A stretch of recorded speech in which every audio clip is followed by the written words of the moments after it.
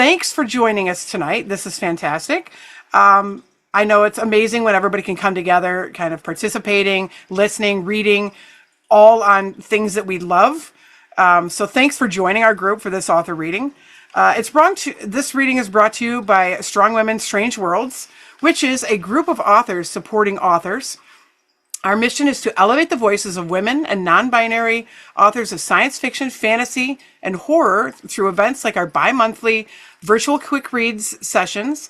You can find out more about Strong Women, Strange Worlds in the handout we've provided in the chat and by using our website, which I will link in a moment. I'd like to take a moment, too, to thank those who have made a tip jar donation. We appreciate you very much. I am your host today, Kelly Aten. You can find out more about me in the provided handout as well. So today we are featuring 6 authors: Mariana Costa, Jessica Levai, Elizabeth R. McClellan, C.B. Lee, Celia Seupel, and Caitlin Rozakis. Each author will have 8 minutes to read. Our first reader is Mariana Costa. Mariana Costa is a Luso-Brazilian author and an illustrator based in Melbourne.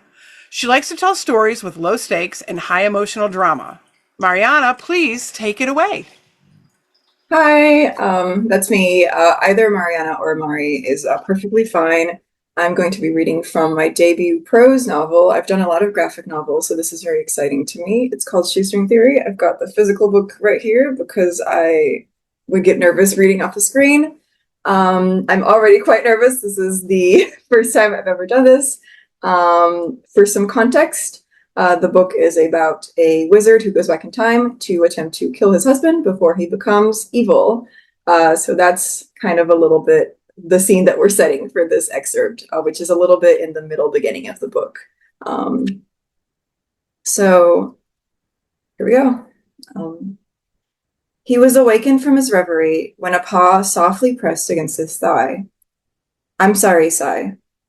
Cyril shook his head. "It is no matter." Tigris tilted her head to look at her own limp, lifeless human body laid out on the sofa, and he could practically see her stomach turn. He had never actually witnessed Shoestring cough up a hairball, but perhaps there was a first time for everything. "Why on earth have you done this to me?" she croaked. "It is a rather long story. I'm sure cats have nothing but time." He regarded her for a moment before he finally steeled himself and told her everything he could recall, starting with the most ridiculous thing. "I'm not actually the Cyril you know. I lost count a while ago, but I must be approaching 50. 50 what? 50 years old, Tig." She stared at him with those great, big cat eyes, but said nothing. It was as good an indication as any that he was meant to continue. "I am from a future in which nearly everything," he paused, "everything has gone wrong. There is so much I hardly know where to begin. From the beginning, Cyril." The way she spoke to him was so preposterous in its imperiousness that he felt as though he was finally getting a glimpse of the queen she was meant to be. He flashed her a wry smile and made himself comfortable. "The summer after your wedding, you fell terribly ill. We all thought it a passing sickness at first, a more severe symptom of a particularly bad heat wave. I might have guessed your death 1,000 ways, which, for the record, I did not, but no one predicted Tigris Margrave would be felled by a simple pox. We suspected foul play, of course. Me, your brother, your husband, the guards. I can assure you we left no stone unturned in our investigation. There was no particular reason why you should die of disease, but in the end we could find nothing. It was a natural death, an unfortunate tragedy, a normal, human illness." He saw her brow furrow, then lift in slow realization. Tigris did not get the credit she deserved. She may not have been the most intelligent, but she was impossibly clever. Cyril merely nodded. The physician never determined exactly what it was, but it was definitely not borne by wildlife, and I doubt even more that it would fester within a familiar's body. He could feel she had questions, but all she said was, "So then what happened?" Cyril sucked in air through his cheeks. Somehow that had been the easy part. Tigris, who was nearly as devoted to her brother as he himself had been, was sure to find the rest of the story unbelievable. Naturally, Euphrates was crowned shortly after. He wasn't prepared for it, not even when you were bedbound. I truly believe he was convinced you would bounce back stronger than ever any day then. Cyril held a deep contempt for his husband, despised him even, but he found he did not hate the man enough to rake him through the coals in front of his own sister, so that was all he said on the matter. But unprepared was a gross understatement. Euphrates Margrave had been terrified by sovereignty. Cyril had never seen him so brooding, so tense, so awkward. He thought he might have to hold his hand while they were putting the crown on his head, like a child being fed medicine. He would wake up nearly every morning, hoping it had been a terrible dream. The prince had never wanted power. He had received the exact same education as his sister, and at times had excelled at it, but he hadn't taken it seriously. The idea of him inheriting anything but a plot of land, preferably by the sea, where he could retire to become a playwright or an author was completely ludicrous. He was the bard prince, and Tigris was to be queen, and he would very proudly cheer her on or offer brotherly advice if she truly wanted it, and that was the end of that. Often, in the first years of their marriage, he would corner Cyril in some alcove between meetings and, half joking, half serious, ask him to run away. There were plenty of counselors in his ear dying to take his place. Let them fight for it. Euphrates was going to whisk his lover to the other side of the world with a handful of coin and stolen horses. Over time, his fantasies had grown quite elaborate. They would become traveling performers busking for a wage. They would steal from the coffers, a small amount, just enough to live off modestly for the rest of their days. They would return to Cyril's parents' home, take over the land there. He would learn husbandry, and Cyril could manage their accounts. They would become pirates on the high seas. They would tour the world, aimless, but in love. Euphrates' words were so nectarine that Cyril found himself falling for them each and every time, if only for a moment. But then he would look him in the eye and ask if he meant it, and every time, Euphrates shook his head and laughed. He was being silly. He was being indulgent. Euphrates had been noble once, dutiful. Cyril would not rip that away from him. But you never did recover, he continued on, though he was starting to feel a hoarseness in his throat. We all saw the coffin to prove it. We all said our eulogies, and he had to be king. There was no one else. Honestly, he took it on the chin at first, tried his very best, and we were married shortly after. Tigris's round eyes grew wide as saucers. You what? He frowned. Really? This is where you interrupt me? Over ballroom gossip? I am happy for you, idiot. Well, don't celebrate just yet. He sighed and steeled himself to keep going. This truly was the hard part now. And the rest you will just have to read in the book if you choose to continue. Thank you so much. I am so nervous. I think you did wonderful. Everybody loved it. Now I think everybody wants to buy the book. So you can't go wrong with a madcap time travel romance. Fantastic. Way, did you have a giveaway you wanted to announce, or? Yes, I am giving away digital copies of this book and then the unreleased sequel that I wrote for it that I just decided to start, giving away. And by the way, if anyone's concerned about the cat is fine. Everybody be so chill about the cat. Excellent. All right. Thank you so much, Mariana. That was beautiful. And let's go on to our next reader, who is Jessica Levai. Jessica Levai loves stories and has a PhD in Egyptology. Her first novella, The Night Library of Sternendak. Is that correct? Sternendak. Sternendak. I got you. A vampire opera in verse, won the Lord Ruthven Award for Fiction. She dreams of one day collaborating on a graphic novel and meeting Stephen Colbert. Jessica, over to you. I also want to meet Stephen Colbert, so. All right, thank you very much. Yes, I'll be reading from The Glass Garden, which is here, and I will also be giving away one copy of it, so that's something that you can enter. All right, so in this scene, Therese, who is our archaeologist, has followed Lissy, her sister, and Lissy's team of salvers into an alien cave system on a distant exoplanet towards something that Lissy promises is incredible. So we join them as Lissy tells them they're almost there.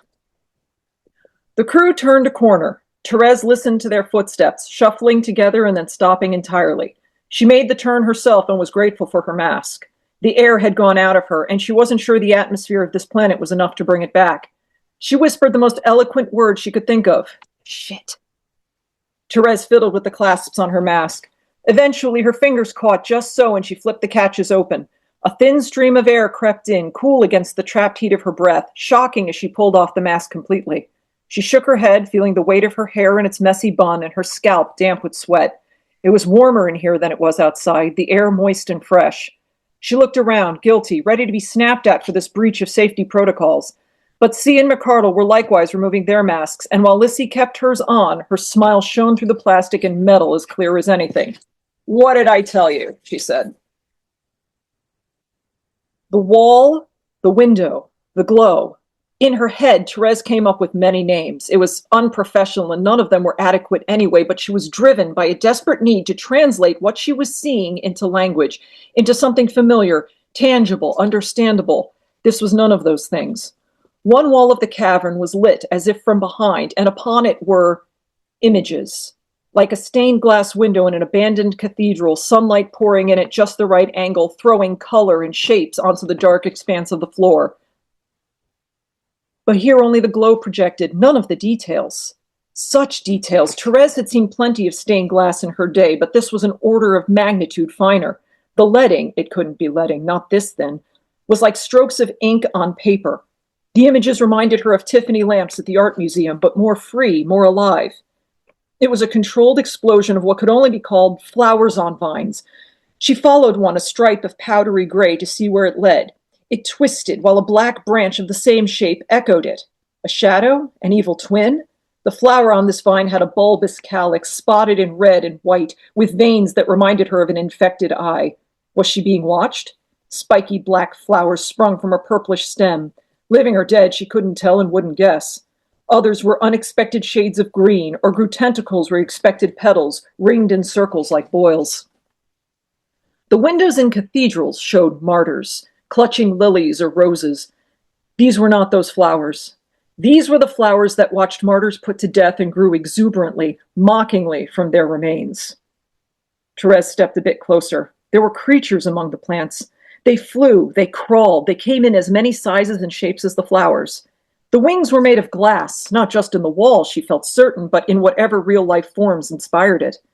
They resembled an insect's idea of a space shuttle, or vice versa. Alighting among the flowers, predator and prey, Therese couldn't tell which was which. Having scrutinized the tiny lines of the wings, the wispy tendrils that emerged from the stamen of a lilac, Therese took 3 steps backward to see the image as a whole. The patterns before her were gorgeous, swirled and chaotic, life caught in glass, strands echoing and twisting with no beginning or end. It was transcendent. C and McCardle remained glued to their position on the floor, except now their shoulders were touching as they leaned together for support. Lissy and Carver had removed their masks and were beaming at the rest, their flesh picking up the bluish glow. Therese's heart thumped in her chest, but Lissy looked, well, like Lissy, comfortable and calm in the middle of wonder or danger. "So what do you think?" Lissy asked Therese, shaking her from the thoughts that had begun to swirl in her head. Therese cleared her throat. "So it's a light well?" she asked, illuminating it from behind.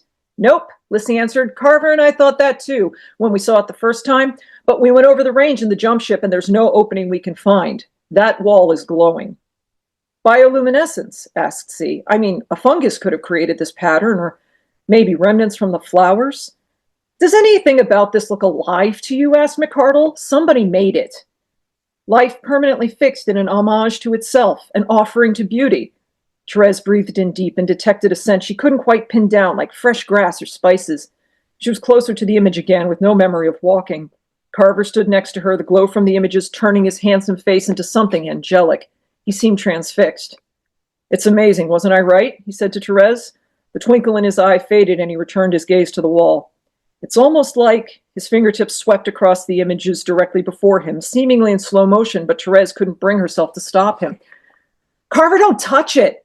Lissy burst between her sister and crewmate, slapped his wrist away from the wall. She locked eyes with Therese and said, "We shouldn't get our fingerprints on stuff, right, T? We don't know if the oils in our skin could damage the artifact." Therese had to shake her head. "Yeah, absolutely." She looked closer at the wall. "I don't think you heard anything, though." We should be more careful going forward since we don't know how fragile this is. Her voice trailed off into a sigh. Okay, said Lissy in her boss voice. T, put your mask back on. I don't think you're used to the air yet. Carver, this isn't one of our usual trash hauls. Don't touch anything until she gives us the all clear. Therese complied. Her head was filling with fuzz. At least the mask only covered her nose and mouth and not her eyes. She wasn't ready to give up this vision. Okay, boss, we get it. McCardle's voice seemed softer, but that was probably the mask they'd replaced on their head. This is incredible. Are you sure we can detach it, though? Therese spun to face them. We can't remove it. What are you talking about? I'm talking about how removing things of value from dead sites is what we do. We're salvers, not curators. It's priceless, Therese sputtered. Exactly, said C. Easy, all of you, said Lissy. Don't give us the it belongs in museum speech, T, and don't disrespect my people. Therese's stomach dropped, and she turned quickly to avoid McCardle's eyes. But no, Lissy continued, we are not going to hack it off the wall and ship it to some weirdo to store in his basement. This is a find, I think we all agree, and it's why I brought you here, T. We can handle equipment and the odd shiny thing, but you're the only person I know with the experience to handle something of this magnitude.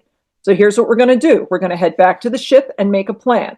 Therese is going to walk us through the steps to deal with this properly. Then tomorrow we get to work. That okay with everyone? There was a general grumble of assent.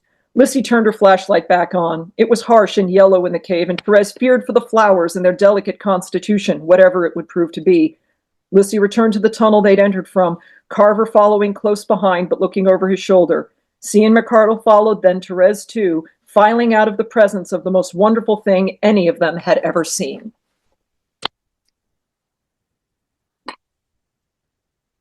That was fantastic. I think the general consensus in the chat was your incredible use of imagery with your writing. It's just absolutely gorgeous. Thank you. And obviously now we're all drawn into this strange world. So I'm going to save any questions for the Q&A at the end. So I'm not going to pick your brain right now. We're going to move on to the next author. Our third reader is Elizabeth R. McClellan. Elizabeth R. McClellan is a white disabled genderqueer, neurospicy demisexual lesbian poet writing on unceded, is it Quapaw and Chickasha Yaqui land?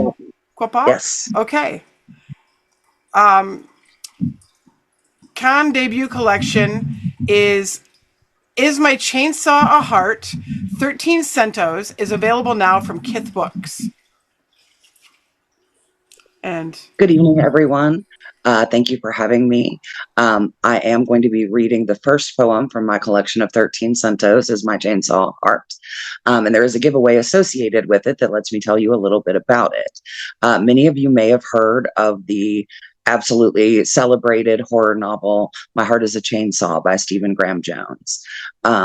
With his permission, I wrote a 1,300-line collection of poetry, 13 100-line poems of found poetry from that novel, which is the first in the Indian Lake trilogy. And as a giveaway tonight, you can get a Jade Daniels is My Final Girl t-shirt, Jade Daniels being the protagonist of My Heart is a Chainsaw, a copy of My Heart is a Chainsaw, and a copy of my poems, Is My Chainsaw Heart, 13 Centos. But don't worry, you don't need to have read the book in order to appreciate the poetry. I made sure my beta readers were split between people who had experienced the novel and people who had not. Each of the 13 Centos bears the name of a final girl from a horror or slasher movie. And I'm reading to you the first poem, Alice. In American, belligerent and English, all these black trees, strange and massive animals.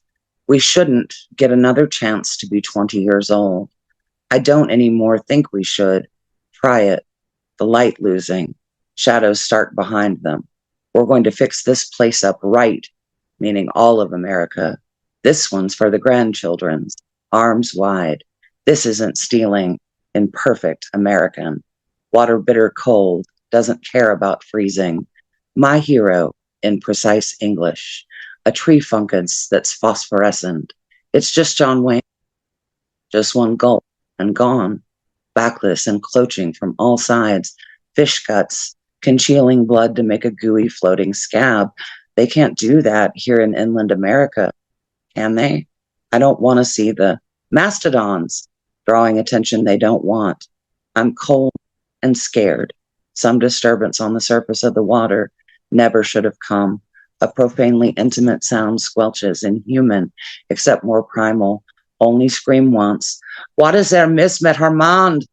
Sorry to America too. A dead horse floating underwater, streaked red. On a 12-degree night, a box cutter scraping at the fabric. Her hair is supposed to be green, but Indian hair doesn't take the dye like the box says, which is what started the fight at her house. Dad can never keep his mouth shut, especially 6 beers in. The wreck should have killed him, flipped her to a less crappy version of her life. She's doomed to grow up with her own personal boogeyman, half as Indian as her dad and getting no smiles from above. Stopping in the living room was a mistake. Starting again without a comeback, that's admitting defeat. Got her mother's mouth, right fist, swinging for the fences, bringing her knee up into his balls, exploding out into the night through the open gate of the staging area. The final girl from Friday the 13th, more blue-lipped and dry-eyed. The grunts on the night shift come right up to the fire with the rest. She's like them, despises just on principle what used to be National Forest, the most gated community in all of Idaho. 10 mansions going up over there. It's sacrilege, disrespectful about soil and actual slasher walked across. Nothing is going to be the same. Rubbing her hands together over the fire. 0 days since the last accident? Place is cursed. Flicking the utility knife razor blade open and shut against all the tiny scars up and down her legs and hips. A harmless little prank. There's somebody we can call to stop this scary shit from happening? Give you, a ride somewhere? She did all her slasher homework. Where are we going, final girl? That's not me. The one who didn't die all the way. Why do you talk about horror so much? Because it's great. Your leg, I think maybe that's blood. Can't take any more. Questions, glances, judgments, layer after layer of shame. Praying to Craven and Carpenter, waiting for the magic to happen. Cuts long ways and deep. And then there was one. Revenge, plain and simple. All the dead people are people who are asking for it. Thank you so much. I think I can speak for everybody that was very powerful. One of the things I mentioned in the chat was the idea of that unique and individual persona of Final Girl. I don't know. I've never heard anything like it, so it was awesome. Thank you. Thank you so much. Now, I think we can safely move on to our 4th reader, who is C.B. Lee. C.B. Lee is a New York Times best-selling author of young adult and middle-grade fiction, including Coffee Shop in an Alternate Universe, A Clash of Steel, and the acclaimed Sidekick Squad series. Their works have received 7-starred reviews and have been finalists for multiple awards, including the Lambda Literary Award. Take it away. Thank you so much. I'm going to be reading from the first chapter. This novel is about 2 girls who meet in a coffee shop, hit it off, and then in order to date, have to travel between their 2 universes. And this novel is up for one of the giveaways as well. So feel free to enter, and there will be a signed copy being shipped out for a lucky winner. I blink at the chalkboard menu. It looks incredibly complicated. Apparently, people must customize their drinks all the time. The shop's flavors are cute, themed around moods like slow me down, rewind, or wake me up. Espresso, espresso, espresso. I mutter to myself, but I can't find it anywhere on the menu. Be right there with you. You know what you want? I don't have time to chit-chat about this coffee shop's hipster specials. My heart is skyrocketing in panic, and words start tumbling out of me. Sorry, I've never been here before, but can I just do an iced coffee with 2 shots of espresso? You want to pick me up? How special? Sure, I just need to get this done. I've got a scholarship deadline in the next 10 minutes. No worries, I'll bring it to you. I set a 20 on the counter before darting back to my table. Thank you so much. Keep the change. I roll my shoulders back, load up the website, and log in. I can do this. I fly through the digital application, do a quick review, and make sure everything's uploaded correctly. A silvery mug is set down beside me. I take a generous sip. It's some heavenly concoction of espresso and iced coffee. There's a hint of vanilla and cinnamon and something else, a bright flavor that makes me perk up right away. No wonder it's the house special. It's incredible. A calming peace settles over me, and with every sip of my coffee, I have new determination to finish. I give the application a once-over, then press submit. I slump back in my chair. Done. I close my eyes. I can relax now, and then I'll get out my to-do list and evaluate what else needs to get done tonight. Thank you, universe. There's a laugh, bright and tinkling. Wow, when you said you really needed to get that done, you meant it. You finish? I throw my arms in the air and whoop victoriously. Congrats. I open my eyes and look up into a pair of bright brown eyes, warm with amusement. Wow, really? Thank you, universe. The girl is incredibly cute, with a heart-shaped face and a smile that seems perpetually sunny. Wisps of back hair escape from her baseball cap, framing her face with soft tendrils. I've never seen you here before. You go to Devonsford? San Pablo. I'm Kat. Brenda, I say, suddenly nervous. I can't think of anything else to say. Even though I can ramble on forever, I rack my brain for something, but the only thought running through my head is cute girl, cute girl, cute girl, and I keep getting distracted by the slope of her bare shoulders, the easy warmth of her smile. So what was your scholarship thing about? Oh, just like what I planned to do in college. And what do you want to do? Save the world, basically. I laugh, trying to play it off as a joke, but really, that's what I want to do. I don't think I've ever said that out loud before. I plunge forward, emboldened by her gaze, and start talking animatedly about the plan. It isn't until I'm on step 7 and how I realized in AP Chem that through science I can make a difference that I realize Kat is actually paying attention. Most people's eyes gloss over if I get this far in the spiel, but she's leaning forward, listening with interest. There's a little furrow in her head as she knits her eyebrows together and a hint of a smile on her lips. This is new. Sounds like a hell of a plan. Just make sure you have time in there to have some fun. She leans in closer and I take a slight breath, hoping to be unnoticeable. She smells like freshly ground vanilla beans. The only thing I can think about is how she didn't laugh at the plan and how I could never in 100 years pull off how casually confident she is. Okay, I say. I fiddle with my hair. Fun. What do you like to do? Way to go, Brenda. You've definitely impressed her now with your endless rambling and dorkly goes. Lots of things. Mess around with runes, come up with my own spells. Oh, like Dungeons and Dragons? I can't help grinning excitedly. I love Dungeons and Dragons. I even have my character and sheet and notebook right now. You think it's cool? Well, yeah. She leans in closer, eyes sparkling with interest. I giggle. My friends and I play every week. We get into so much trouble. It's so fun. One time, our party came up against a red dragon. I nearly died like 3 times, but you got away? Dragons are so... I nod, throw. Yeah, I know, right? Luckily, I had some great spells handy and I just leveled up, so... That's amazing. I've never met anyone who encountered a dragon before, let alone someone else my own age who writes their own original spells. I'd love to hear more. The bell over the door rings again, and a few people walk in laughing. They look like they're coming from some sort of dress rehearsal, but for 3 different plays. Maybe there's a convention in town I didn't know about. Kat waves at them and glances back at me. I gotta go. You gonna be here a while? I could come back Saturday? Do you want to hang out? I'm off Saturday. I can meet you here if you want to have coffee. So it's a date? The last word comes out as a high-pitched squeak, and I clap my hands to my mouth in embarrassment. I mean, if you want it to be... Oh, yeah, I'd love that. That sounds great. A slow, pleased smile blooms across her face, and I know there's a goofy grin on my face as well. I know I've got work to do, but a few hours with Kat seems like the best thing in the world right now. We stare at each other, and the moment is broken when one of the customers cough. I'll see you Saturday. I gather up my things in a daze. I pause at the door and catch her eye as she waves at me. I wave back with a giggle, and I turn to face the window with a smile before I make a fool of myself. Outside, I see wind rustling through the green grass by the street, and everything is beautiful and peaceful. Wait, green grass?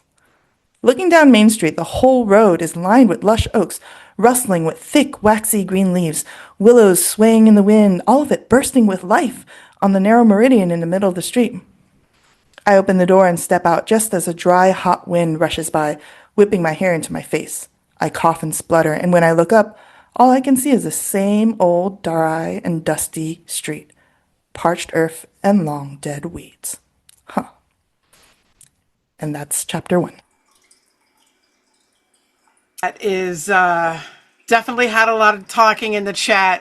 It took me a second to figure out what was going on. And then I'm like, oh, they're not talking about the same thing. This is awesome. So yes, that ending was excellent. So eerie. Thanks, Jane, for the input on that one. And other people said they just didn't add it to their cart. So I think this reading is going well for everyone. All right, let's go on to our 5th reader.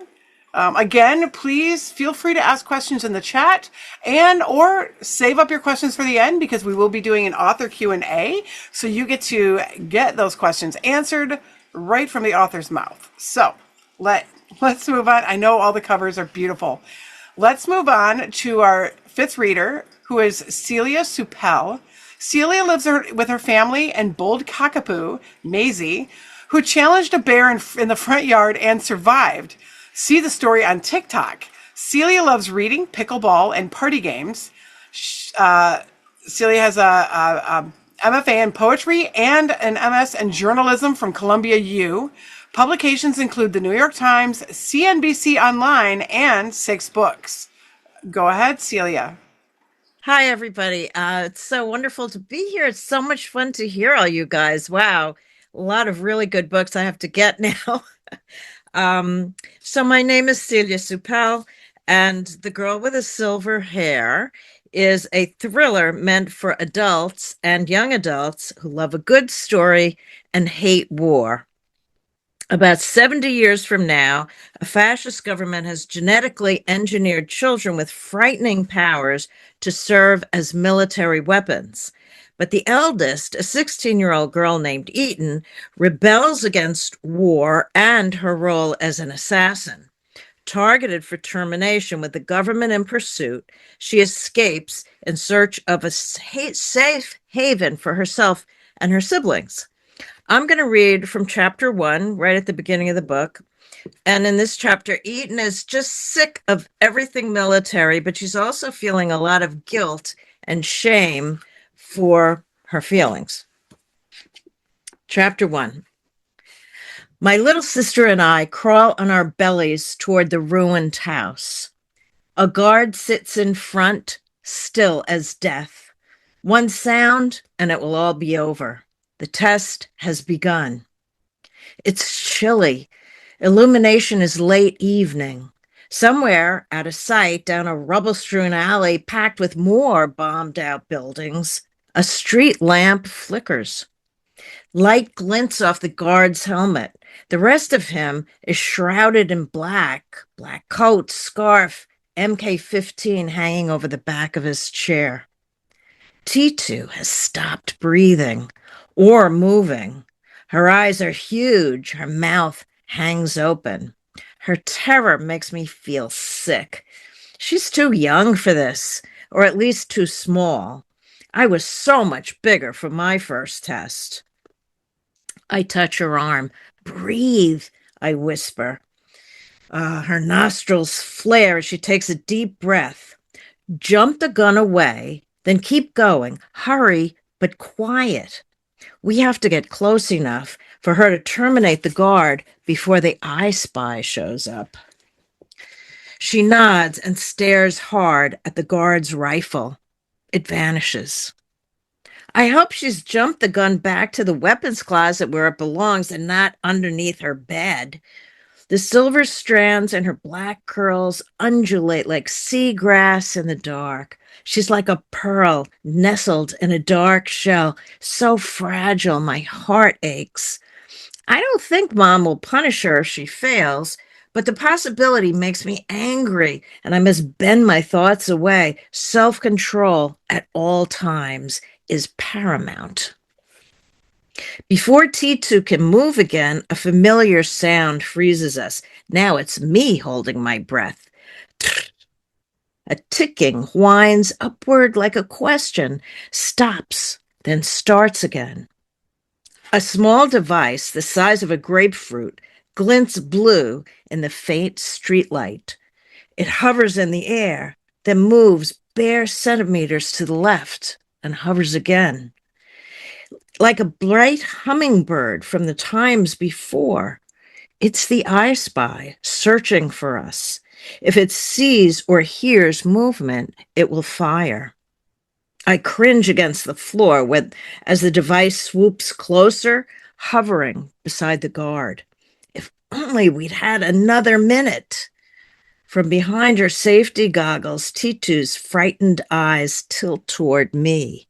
Now, I mouth the word without sound. We can't crawl any closer, not with the I Spy watching. I hope we're close enough. Titu's face draws together in concentration, her eyebrows fierce. The silver strands ripple through her hair. Her breath comes short and quick. Her mouth screws up tight and her nose wrinkles as she tries to explode the guard's head with her mind. But we're not close enough.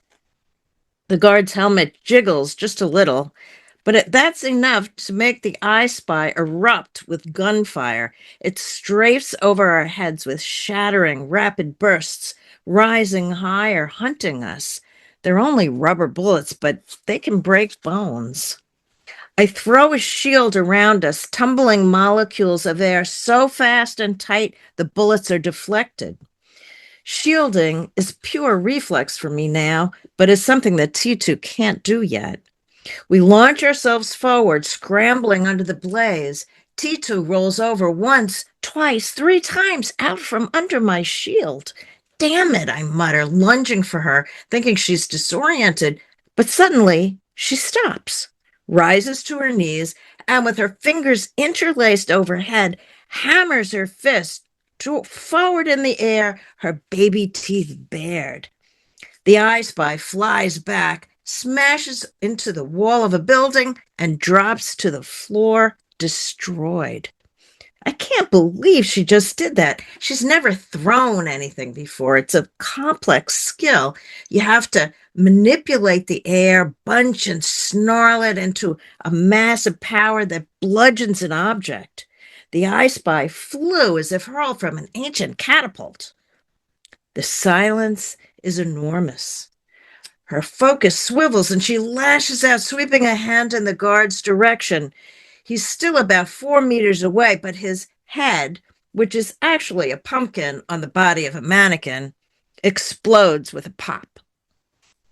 Orange pulp and slimy seeds spatter against the wall.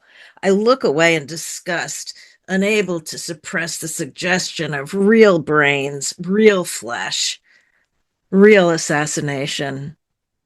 It makes me nauseous. Immediately, flame flushes my cheeks.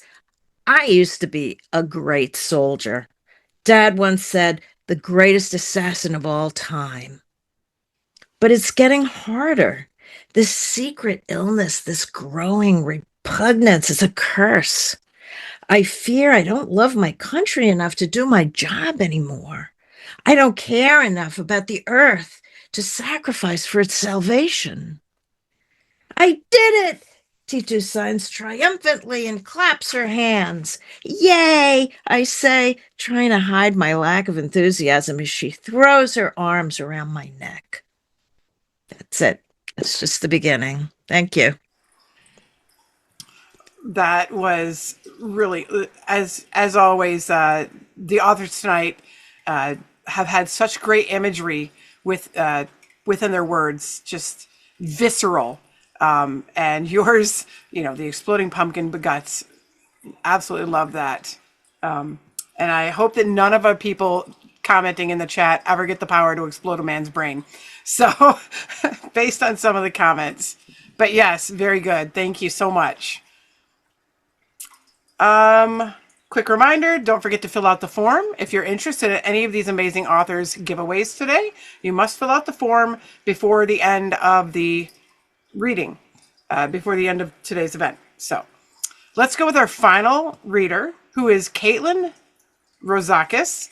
Caitlin Rozakis is the New York Times best-selling author of Dreadful, as well as the Everyday Enchantments novels, the Grimoire Grammar School Parent-Teacher Association, and Startup Hell.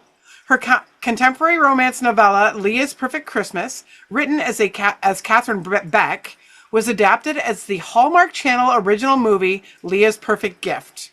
So go ahead, Caitlin, and share with us some of your story. Hi, folks. So my giveaways today, I've got a bonus short story that goes with the Grimmark Grammar School Parent Teacher Association, and one lucky winner will be getting a copy of the audiobook. But what I'm reading from today is Startup Hell, which is going to be coming out in May. So we're going to start in the middle of the chapter. So here's what you've missed so far. Morgan works for a crappy tech startup called Zebloom.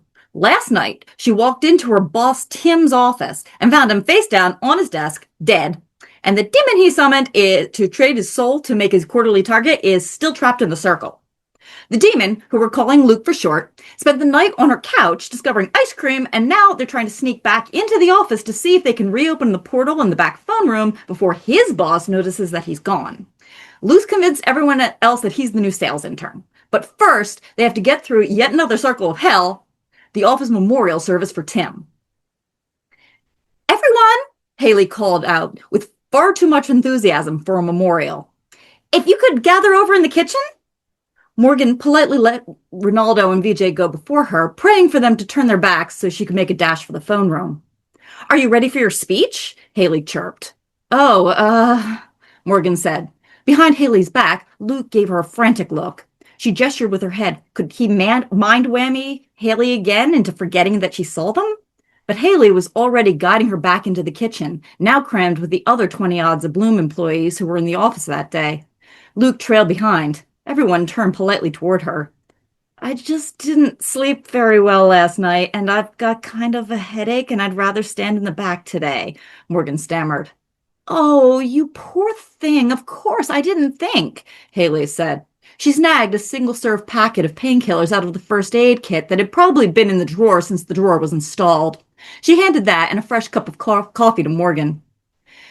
Dear Zabloomers, we're gathered here today to remember our dear colleague Tim Buchanan, Haley intoned, trying for solemn. Unfortunately, our beloved CEO Brad couldn't be here, but he sent me a few words to say on his behalf. Morgan glanced around. Maybe now that she'd shown her face, they could sneak out and take advantage of the distraction? But she'd stepped into the room to accept the coffee, and now Ayumi from accounting stood between them and the door. Ayumi looked like she might burst into tears at any moment, but Ayumi always looked like that. Haley took out her phone and cleared her throat. Tim's dedication to the company was unparalleled. He was always ready to give 110%. In today's world, she scrolled down a little. Morgan wondered why she hadn't printed it out or at least gotten a bigger screen to read from.